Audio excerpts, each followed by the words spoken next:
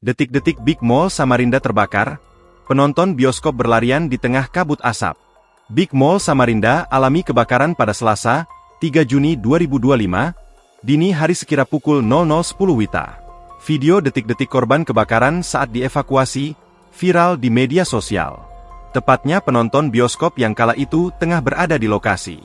Pusat perbelanjaan terbesar di kota Samarinda, Kalimantan Timur ini diketahui mengalami kebakaran di lantai 3. Sebuah tayangan video dari warganet yang dibagikan melalui akun Instagram Samarinda Etam, memperlihatkan suasana mencekam yang dialami penonton bioskop saat sedang melakukan evakuasi. Dalam tayangan tersebut, beberapa penonton nampak berjalan cepat hingga berlari dari area lorong bioskop.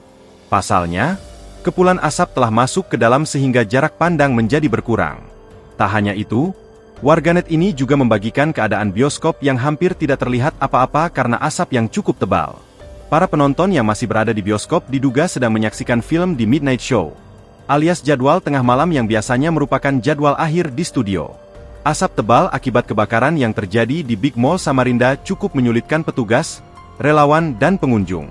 Tenaga dari petugas Dinas Pemadam Kebakaran dan Penyelamatan, Disdamkarmat, Kota Samarinda yang dibantu relawan gabungan serta unsur BPBD dan instansi terkait cukup terkuras.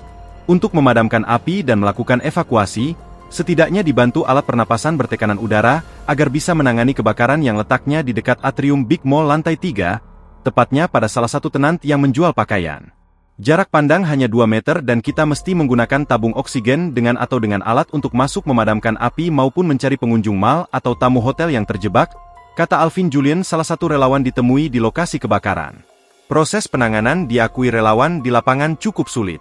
Api pertama kali dilaporkan muncul di salah satu tenant Big Mall lantai 3 pusat perbelanjaan terbesar di kota Samarinda ini, sekitar pukul 00.01 WITA.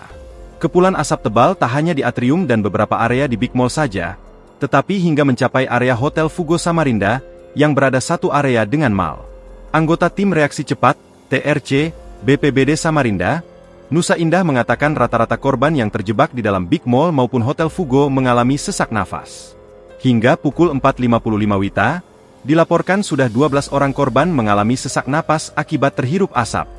Download Tribun X sekarang, menghadirkan lokal menjadi Indonesia.